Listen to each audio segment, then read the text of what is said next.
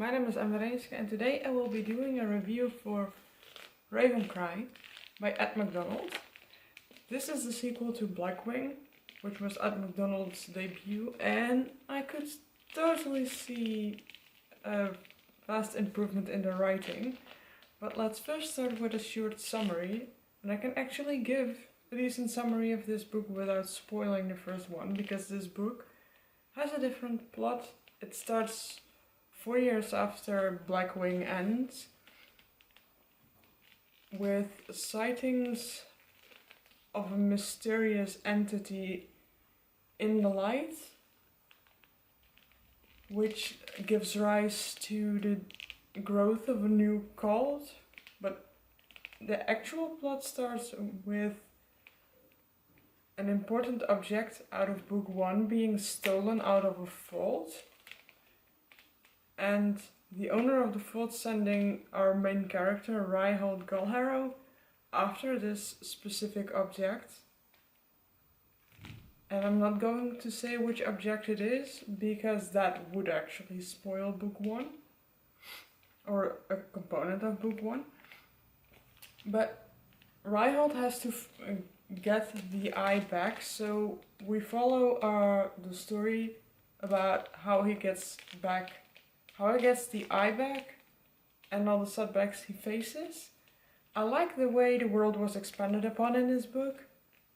It was done very, very well. We got to see more of the desolate land of the misery, where only 3 types of people flee to,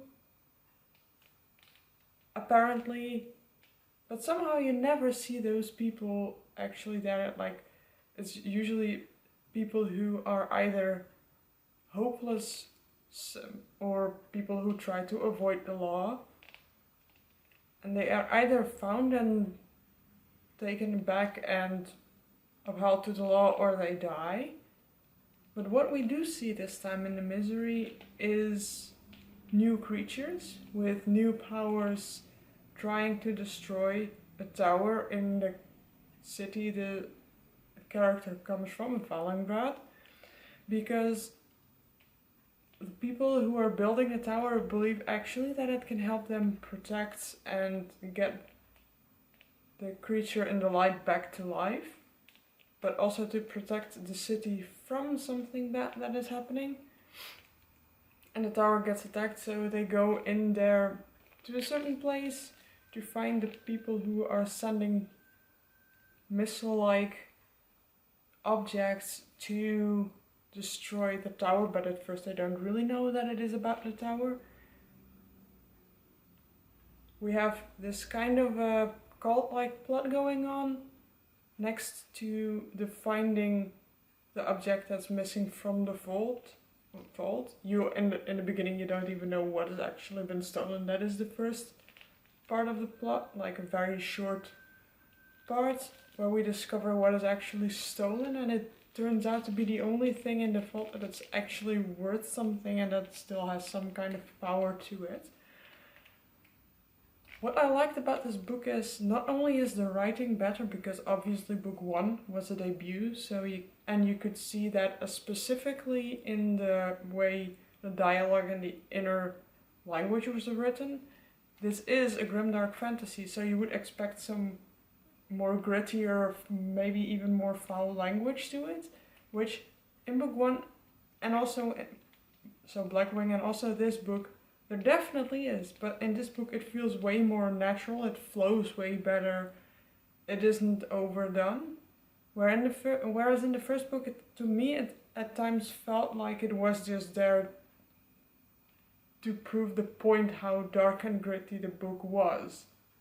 Well, it already felt kind of desolate at times, it already felt dark and grim. It didn't need the overdone grim language and foul language. In this book that was done way better. We get back to the characters we know and either love or hate from the first book, depending on what makes you love or hate a character. So our main character, Reinhold Galharrow, and a couple of people from his crew that were already there. So Nota, a dark gay man who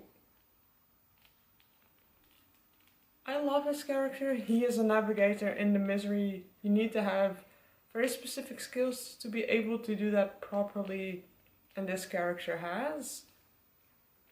We also still have Nen, who is still her badass self, but has some acts that are somehow in and out of character at the same time. Some things she says and things about, like getting children. In the first book, she would have never thought about it, but she also admits that she would have never thought about it until that certain point in this book, because she found someone she has a relationship with and she starts considering having children, which is something that is actually very feminine and woman-like to do, but she has been portrayed as one of the boys, so to say, in the first book. And this just gives her an extra layer. I can get why people say this is totally out of her character, but I think it fits with a woman and a character in general. There is never just one layer to a person, so why would there just one layer to a character in a book?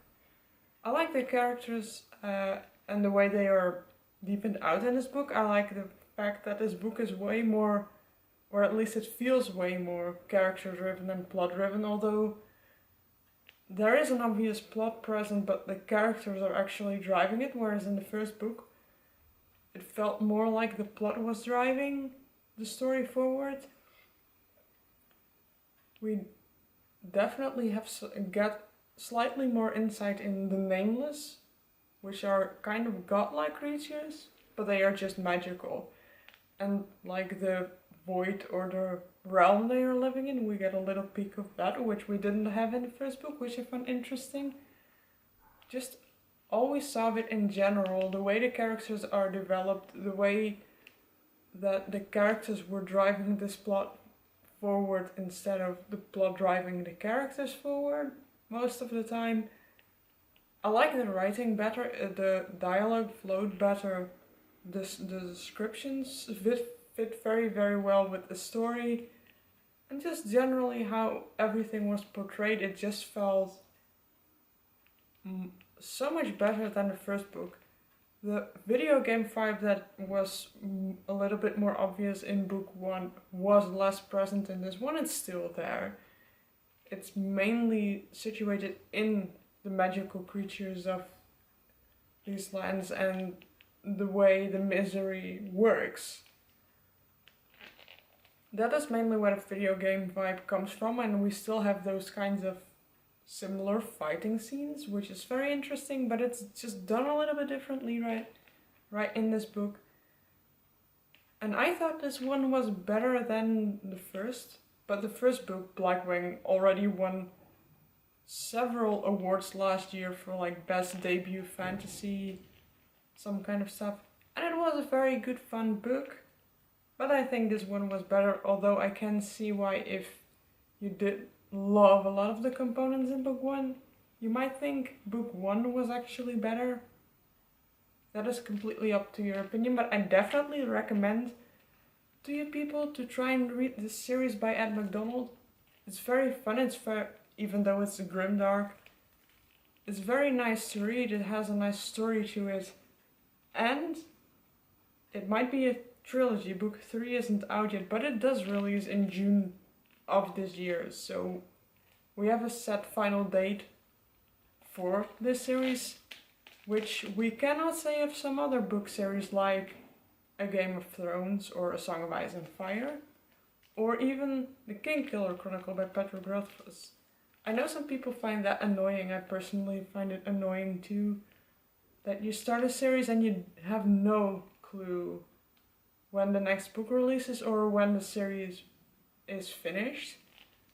So I totally appreciate of this series. I do know when it finishes, and I do like that I got book 1 in the book box. It was an unexpected fun book, and that I did decide to go on with book 2, even though I at first thought I didn't or wouldn't want it.